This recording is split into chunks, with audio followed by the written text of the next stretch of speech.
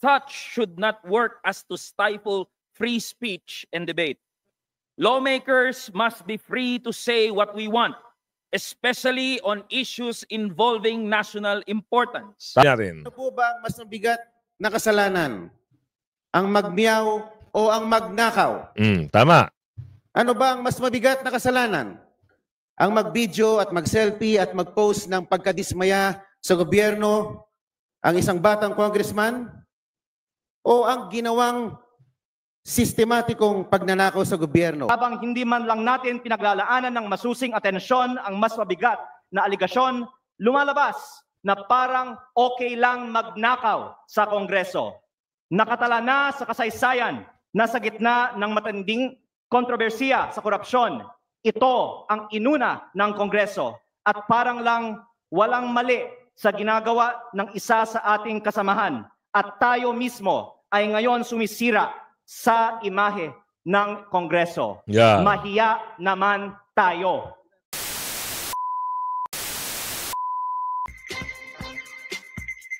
Yes. Good morning mga kasama. Nandito na naman si Kuya Goods nagbabalik. At syempre, kung hindi ka pa nakasubscribe sa ating channel, subscribe na lang po at hit mo na rin yung bell para lagi kang updated sa ating mga video. Congressman Libiste, binunyag si Garjola. Tama ba? Ang pinakamalaking daw sa mga highest contractor sa loob ng DPWH. Agoy. Siya ho ata yung tama ba?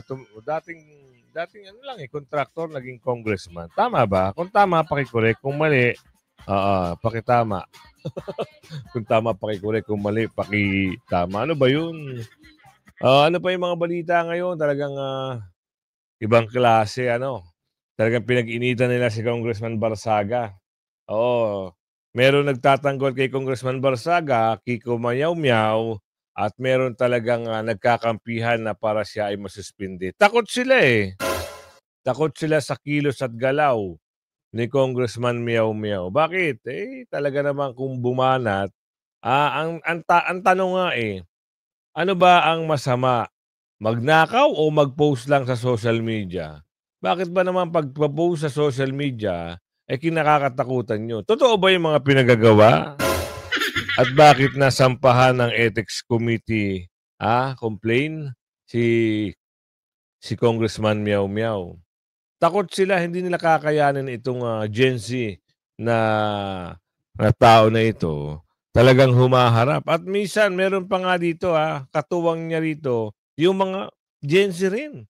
Kagaya si, Congressman Eli, na talagang pinagtanggol niya. At itong si Congressman Libiste, pinagtanggol niya. Ano ba ang meron ngayon? Alamin natin ang usapan ngayon. Pasok. Something I think that can be confirmed with the ICI. According to the ICI, the number one according to the ICI, the number one proponent of projects in the DPWH is Zaldico. Number 3 is Diskaya. And number 2 is Congressman Edwin Garjola. So, at least I can say that. He's number 2 overall, maybe to date. But I mean, the DPWH budget growed a lot in the last few years. So, basically, kung sinong malaki ngayon, yun yung malaki overall din. Pero, because Congressman Garjola is the second largest in the DPWH after Zaldico and ahead of Diskaya, and Zaldico and Diskaya are no longer or not in Congress, then I think it is credible claim to say that the largest contractor in Congress now is Congressman Edwin Garjola. Based on data, sir, since when? I think you can say ever, because again, the DPWH budget used to be 100 billion, and then now it's 1 trillion. So basically, kung sino yung nakakunang malaki in just the last 3-6 years, siya din yung biggest ever. Ano yung So biggest ever. kay Congressman Ko as per ICI? What is his description? The Biggest proponent? the biggest contractor of projects Simisama siya. in the DPWH, or I think proponent or buyer. I'm not sure kasi if you can describe something as being a buyer, but Proponent. basta Ano he's sabi nila? Ano sabi nila? maybe you can ask them. Basta No, they told you, di ba? Ano sabi nila? I'm not sure the exact word, but I can say the biggest proponent. I think that's the closest word. But you can check for the right word. But they did say according to ICI, number 1, Zaldico. Number 3, Diskaya. Number 2, Congressman Edwin Garjola, who is a member of Congress today. And that's why I'm bringing this up to the media to beg the question, why are we talking about Zaldico and Diskaya, but not to the same extent about Congressman Edwin Garjola? Ayun, Buko. Lagot ka ngayon. Like most po ba ay Roads. flood control project? Lagot ang mama. Makakasama ka sa mga kasuhan ng ICI. So, hindi man pinapakita ng ICI, pero talaga namang, meron bang nakukulong na big fish? Mapapakamot ka na lang eh. Ngayon, ang mga ginagawa nila ng kwento ay yung mga hindi kasali. Kawawa naman. Mamaya, meron tayong video mapapakita sa inyo na merong 2 senador na kinasuhan ng graft at plunder, agoy. Napunta sa kanila, ha? The big fish. The big fish ang tinutukoy, napunta sa ibang tao. Napunta sa senador. So ito, Representative San Fernando, hindi pabor na suspindihin si Congressman Miao Miao. Tama. Bakit? Ano ba yung sinasabi ng tao ni Congressman Miao Miao? Tama lang naman ang kanyang mga hinanaing. Diba? Ngayon, mababackdoor kayo, bakit hindi nyo panagutin yung tinutukoy ni Zaldico? Bakit itong nagpo-post lang ng tama at ini-expose na lang yung mga nangyayari dyan sa kamera, yun ang pinag-initan nyo? Bakit? Takot kayo? Na malaman ng taong bayan lahat ng mga kabahuan nyo? Hindi ho tulog ang bansang Pilipinas. Ito lang masasabi ko. Meron na hong social media. Lahat ho yan. Yan ang magiging mata ng sambayanan, yung social media na yan. Kaya tapos na ang karera nyo. Wag na ho kayo magnakaw dahil makakaladkad ang pangalan nyo kung saan-saan. Pasok natin to. Congressman Eli, banata mo sila. If we don't believe in freedom of expression for people we despise, we don't believe in it at all. This quote serves as the foundation of this representation's vote. Totoo na maraming nasabi, pinahayag, at ginawa ang kinatawang si Representative Barzaga na hindi aakma sa pamantayang inaasahan sa isang halal na opisyal. But this begs us to question what really is unethical behavior. While I agree that us lawmakers are held to a higher degree of ethics and decorum, such should not work as to stifle free speech and debate. Lawmakers must be free to say what we want, especially on issues involving national importance. Tama. Representative Barzaga's actions and words may not fit the usual mold of a traditional lawmaker. But who decides if the mold or what mold is correct? I understand these are difficult questions to answer, and I am unsure if there is any. But one thing I am sure of is that plundering the coffers of government through ghost infrastructure projects is what's unethical. The committee resolution sets a dangerous precedent. Ganito ho ba tayo kabalat sibuyas at allergic sa mga naiibang pananaw? Should our subjective judgments of Representative Barzaga's ethics supplant the will of the electorate? Hayaan natin ang mamamayan ng Dasmariñas ang humatol sa mga ginagawa ni Representative Barzaga. Kung saba ay karapat, dapat na maging kinatawan nila. Tama. My dear colleagues, let us not erode whatever little trust that the public has left for this House. At a time where allegations of massive corruption has been plaguing our beloved institution, it is callousness to sanction one of its most vocal critics, however eccentric, uncouth, or unpalatable his mode of delivery may be. Hindi po sa pamamagitan ng aksyong ginawa natin kay Representative Barzaga mababawi ang kredibilidad ng ating institusyon. What we need is to bring the public's trust back in this House, and this representation firmly believe that this move will not help us to move in that direction. Natauhan ka na. Yung nagpataw ng 60 days suspension.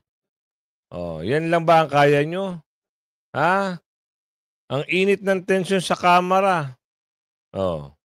Talagang iinit. Kasi nga, ginawa nyo ng kwento ang batang Gen Z, ang matapang na congressman. Hayaan nyo yung kanyang mga nasasakupan na magdesisyon, hindi kayo. Takot kayo. Takot kayo malaman ang mga kabantutan nyo. Mabantot na kasi kayo. Diba? Ano ito?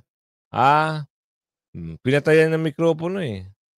Alamin natin kung ano meron dito. Honorable Kiko Barsaga is hereby recognized. Okay. Testing. Good. I wholeheartedly accept the decision of the committee, but I maintain my stance that President Marcos must be held accountable for his crimes. Too many people have died and too much money was plundered from the Filipino people for us to stand down now. Whatever punishment may fall upon me and others who stand against this president who has lost his constitutional mandate of serving the Mr. people is Speaker, inconsequential point of in order. relation to the amounts of lives Mr. Speaker, and point of futures order. that will be saved when Majority President Leader. Marcos leaves Malacanang. It took the deaths and imprisonment Point Majority of order, Leader. Mr. Speaker. thousands to bring Marcos Sr. to Point of justice. order, Mr. Speaker. My punishment is only the beginning of our fight against the Mr. Speaker, may we recognize Chairman Abalos for the point of order. Dear colleagues. Kakampi-kampihan na, Di ba? Sipin nyo, May point of order pa kayong nalalaman. Dapat pinatapos yung yung magaling na congressman. Mr. Speaker, point of order. Honorable JC Barsaga is JC Mr. Abalos is hereby recognized. Mr. Speaker, may I be recognized? The respondent has already spoken. He has said that he has accepted the imposed penalty under the committee report. Therefore, I reiterate the motion to consider the adoption of the committee report and call the roll of members for nominal voting. Mr. Speaker, Gag. I just yielded to the Napapa. Honorable Alam mo, hindi ko naman tinuloy Gag. Ito nyo. Yan ang mga tuta. Barsaga. The floor is mine. But Mr. Speaker, I have a point of order. Majority Okay. Leader.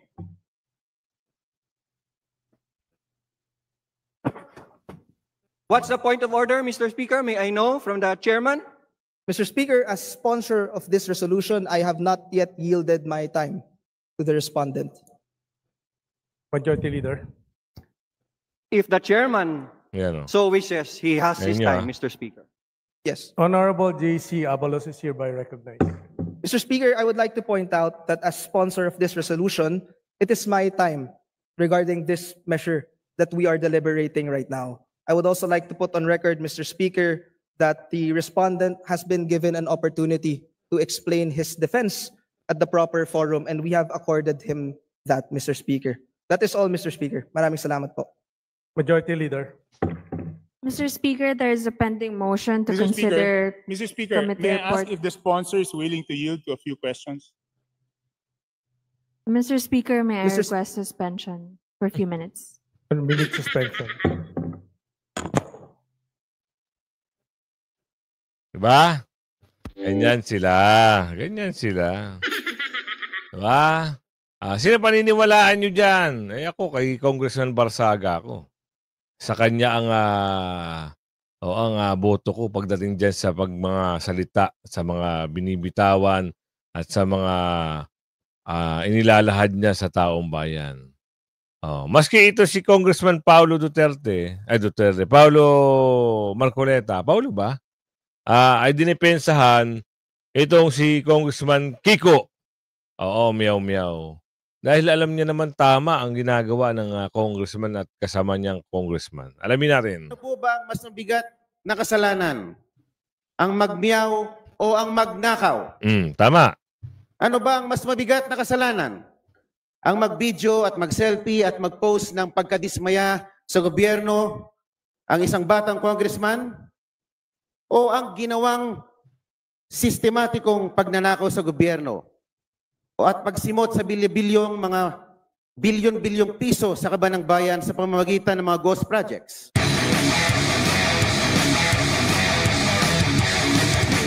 Honorable Leandro Leviste is hereby recognized.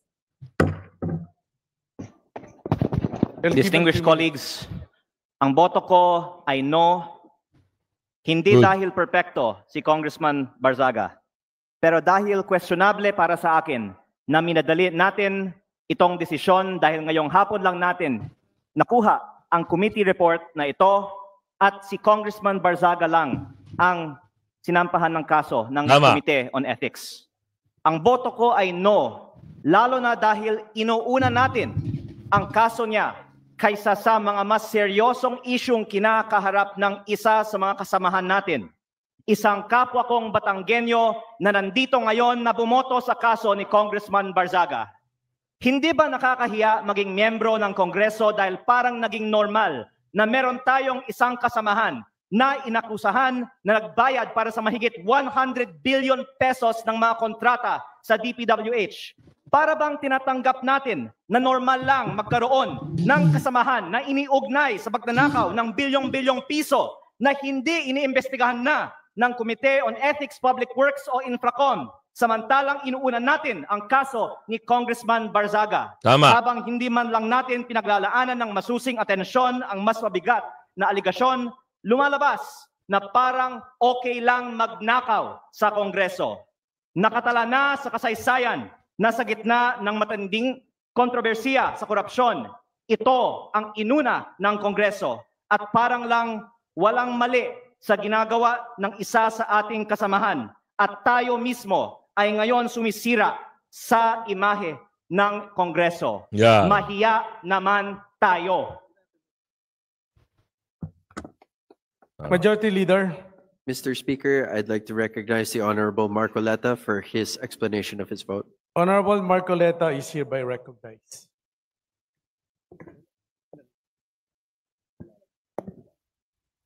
Mr. Speaker, distinguished colleagues, isang mapagpalayang hapon po sa ating lahat. I rise to place on record this manifestation of support for Honorable Francisco Kiko Barzaga and to express my strong opposition to any move seeking his suspension from this august chamber.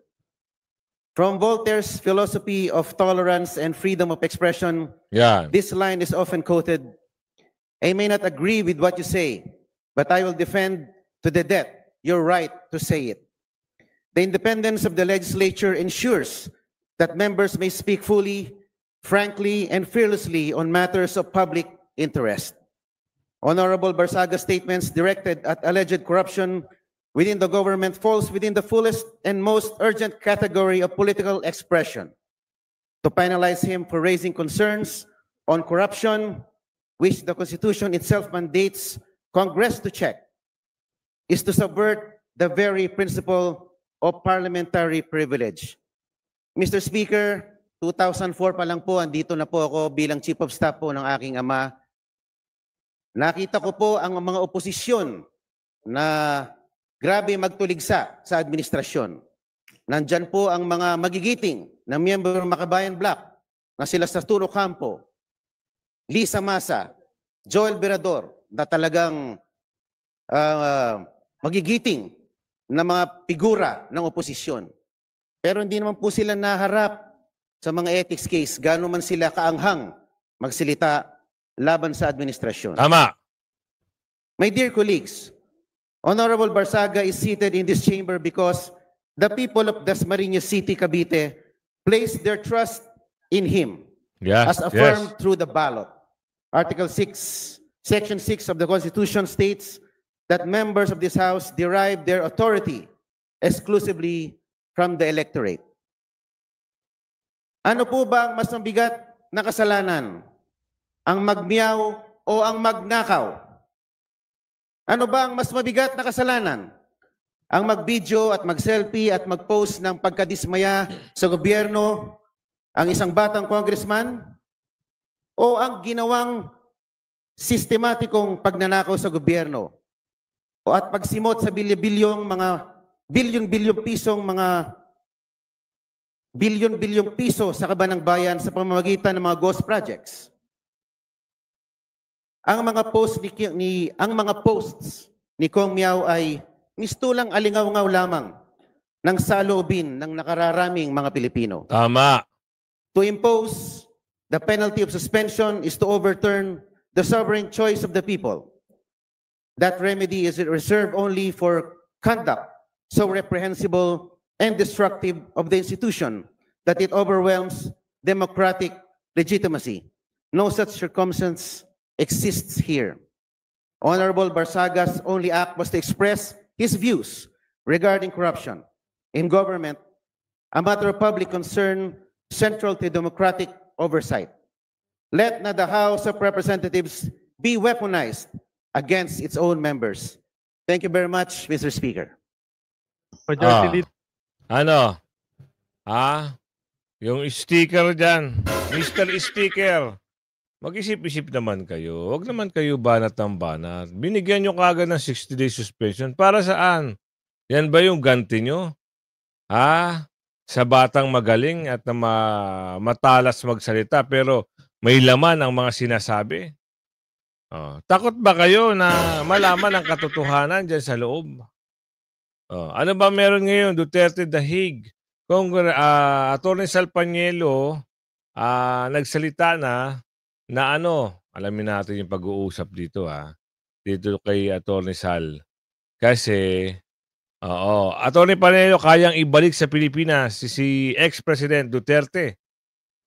Gaya ni Tebes. Kayang ibalik. Bakit hindi ginagawa ng gobyerno? Kasi, alam nila, pag si Tatay Digong ay nandito na, kakabahan na sila ng gusto. Alamin natin kung ano pag-uusap dito. Tuloy ang laban ng magkakapatid na Duterte para maibalik sa Pilipinas ang kanilang ama na si FPRRD. Yan ay kahit tablado na ng ICC Appeals Chamber ang request for interim release ng dating Pangulo. Narito ang agenda report ni Attorney Karen Jimeno. Walang epekto sa habeas corpus petition na inihain ng kanyang mga anak sa Supreme Court ang pagbasura ng ICC Appeals Chamber sa interim release ni FPRRD. Ito ang posisyon ni Attorney Salvador Paulo Panelo Jr. sa panayam sa At the Forefront ng Bilyonaryo News Channel. Siya ang abogado ni Kitty Duterte. If at all, if the ICC had granted interim release to the president, maybe that changes the calculus of the Supreme Court in how to address the habeas corpus petitions, but since he still remains in custody and he wasn't granted release, then for us, the petitions for habeas corpus should still be resolved. Suspecha rin ni Panelo, sadyang ibinunyag ni Ombudsman Jesus Crispin Remulla ang umano'y ICC arrest warrant para kay Senator Ronald Bato de la Rosa para maiwasan niya ito. Pero hanggang ngayon, hindi pa kumpirmado kung may arrest order na nga ba para sa senador. I think that Ombudsman Remulla disclosed that information about the ICC warrant because he wanted Bato to hide. Because I don't think they want to do the same thing that they did to PRRD. They're projecting that it was legal and everything, but I think they announced this precisely so that Senator Bato could exhaust his remedies. Naniniwala din si Panelo na kung gugustuhin, kayang ibalik ng gobyerno sa Pilipinas ang dating Pangulo.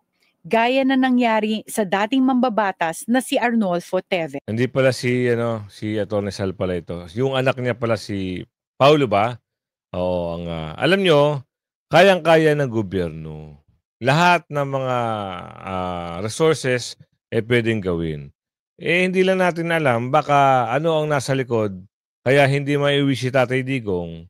Kasi baka mayroong pakinabang, sabi ni Aling Ledesma. Baka nakikinabang din yung taga-ICC, yun ang panaginip ni Aling Ledesma. Oo, baka may kumukumpas, tigil-tigilan nyo na yan, matatapos na ang termino nyo. Baka magsama-sama kayo.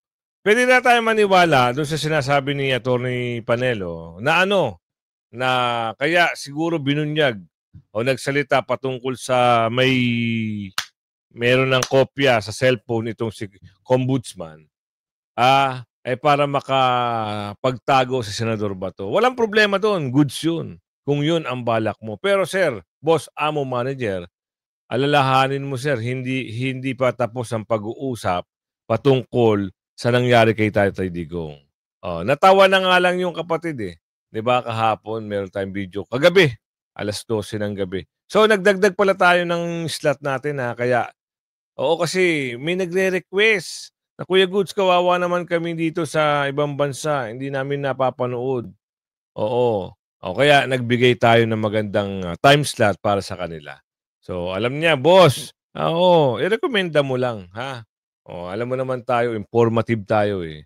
So, ayun, balik tayo dito. Katama si Congressman Tevez, kahit na alam ko yung asylum niya doon sa bansang East Timor, ay granted na ba o hinihintay pa yung decision, talagang sapilitan na kinuha. So alamin natin kung ano yung mga eksena sa mga susunod na panahon. Kasi alam niyo naman, bawat araw, bawat buwan, nagpapalit ng istoryahe. Kita niyo, marami ang istorya patungkol sa flood control. Talagang tinutukan ng taong bayan, lalong-lalo na yung the big fish. Hanggang ngayon nakatutok sila. Pero wala pa rin lumalabas na the big fish. Bakit? Siyempre, talagang i-cover up nila yung pinsan yan. So, tuloy. Yes. Si Tevez ang utak umano sa pagpatay sa political rival na si former Negros Oriental Governor Ruel Digamo noong March 2023. They use the entire government machinery to bring PRRD to The Hague. So the expectation is that they should exercise or exhaust all of this machinery to bring him back. Yeah.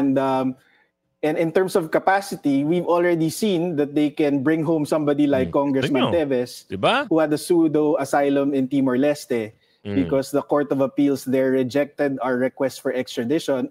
Nag-file ng urgent motion sa Supreme Court ang camp. Sipin nyo meron na siyang asylum, meron na siyang sinisik ng asylum sa East Timor, pero wala. Kasi napagana na ang makinarya o resources. Pero kay Tatay Digong, parang patay mali sila sa lahat ng bagay. Ang pangit pa dito, meron pang mga nakikialam na mga abugaga na yung ngipin ay hiwalay, yung ilong ay sargo. Sakit mo magsalita, Kuya Good. Katotohanan lang hindi naman ay i-build up natin matangos ang ilong at magandang babae. Hindi nga yun ang katotohanan mapunta tayo sa Bong Revilla at Jinggoy Estrada. Ito ang hinahanap, the big fish. Napunta na naman dito sa mga senador. Yari na naman ng mga senador na to. Bakit? Nakulong na ito babalik nyo na naman sa kulungan. Pero ang masaklap dito kasi hindi naman sila ang pangunahing dapat imbestigahan. Siguro, dinadamay na naman sila para saan? Ilihis ang usapin. Pero hindi ko sila kinakampihan. Ang pangunahing usapin si Lulong, si Balulong at yung pinsan. Yun ang the big fish. Alamin natin kung ano yung kwento rito. Hindi na talaga natuto. Matapos maabsuelto noon, pinakakasuhan ngayon ng NBI Bulacan sina former Senator Bong Revilla at Senador Jinggoy Estrada. Kaugnay yan sa pagtanggap umano ng porsyento sa flood control projects. Narito ang exclusive agenda report ni Ivy Reyes. Hindi naman si resigned Congressman Zaldico ang pinakamalaking pangalan sa listahan ng mga pinakakasuhan sa flood control scandal. Sa nakuhang dokumento ng Billionaire News Channel dated November 20, 2025, nagpasa ng motion to include additional respondents ang NBI Bulacan South District Office para isama si dating Senador Ramon Bong Revilla Jr. sa mga dapat kasuhan ng 2 counts of graft. Grabe, ang ebidensya ng NBI ay base sa affidavit ni dating DPWH Undersecretary Roberto Bernardo na kasama rin sa mga pangalang ipinadadagdag nila. Senator Ramon Bong Revilla Jr. I have a close and friendly relationship with Senator Ramon Bong Revilla. Talaga? And we go all the way back since the time of Amay Bisaya and Mayor Viseo. who first introduced me to the former legislator while I was still a district engineer in Laguna sometime in 2005 or 2006. Ayon kay Bernardo, noong nakaupo pa si Revilla sa 19th Congress, humingi raw ito ng listahan sa kanya ng mga pwedeng pondohan na proyekto para makatulong sa kanyang election campaign. 25% umano ang hininging commitment ni Revilla sa kanya. 6 na cardboard boxes na may hindi bababa sa 20 billion pesos at isang paper bag na may 5 million pesos ang itinurn over umano ni Bernardo kay Revilla. Absuelto sa plunder case si Revilla noong 2018 kaugnay ng pork barrel scam. Ang co-accused noon ni Revilla na si Senador Jinggoy Estrada pinasasampahan din ng patong-patong na kaso ng NBI. Ayon sa NBI, ang personal relationship ni na Estrada at Revilla ay malaking factor sa kung paano sila nagkaroon ng linya pagdating sa kickbackan. Basehan din ng NBI ang affidavit ni Bernardo na matagal na rin silang magkakilala ni Estrada. Agoy. Ito na. Magkakaalaman talaga rito. Ngayon, bakit sila ang inuna? Nasa yung the big fish. Chris naman ICI. Pakiuna naman kung sino yung binabanggit ni Saldico. Nilihis nyo naman ang usapin. Kawawa naman tong inuuna nyo Sa bagay, pagkakampi nagagawa ng paraan pero pagkalaban talagang ididiin hanggang sa makulong. So ngayon, ang lalabas dito, kasalanan na naman ng congressman. Tinuro ng kontraktor. Yung tinuturo ni Saldico, asaan? Yun ang hinihintay ng taong bayan Yun ang gusto nilang mapanagot. Ito parang ano nyo na lang to Dawit-dawit nyo na lang to para may pag-usapan para mailihis ang kwento ni Balulong. Kayo na nanonood sa akin, ano sa palagay nyo? Hindi natin sa kinakampihan ang dalawang senador na ito. May pananagutan sila kung sakali man gumawa sa kanila. Pero hindi sila yung pangunahing usapin. Wala sa linyahan. Bigla na lang pinasok yung usapan nung natutumbok na yung mga dorobo. Hanggang sa muli pakilike and share. Bye-bye!